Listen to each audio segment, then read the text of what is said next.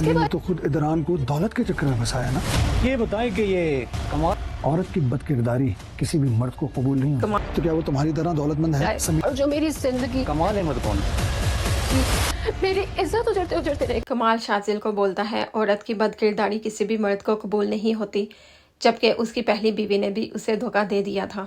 अदनान थाने में जाता है, वहां पर इंस्पेक्टर अदनान को बोलता है ये कमाल कौन है। अदनान को बहुत ज्यादा हैरानगी होती है। वो बोलता है क्या इसने किया था किडनैप। समरीन को अदनान घर छोड़ जाता है और बोलता है जब तक मैं ना लेने आऊँ तुम ना आना। घर वाले अनुषा को इल्ज़ाम देते हैं कि तुम्हारी वजह से समरीन का घर उजड़ गया।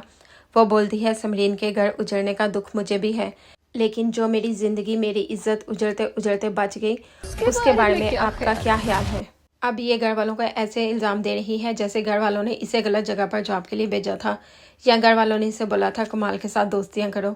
खुद ही गलत कामों में पड़ जाती है और बाद में अपने घर वालों को कसूरवार ठहरा रही है। कमाल शाइला को अपनी सफाइयां पेश करते हुए कहता है अगर मैं लालच में आकर उस लड़की में इंटरेस्ट लेता तो क्या वो तुम्हारी जितनी अमीर है, जबकि समरीन ने तो खुद अदनान से उसकी दौलत के लिए शादी की थी। अनुषा खुद ही मुझे अमीर समझकर फंसाने की कोशिश कर रही थी।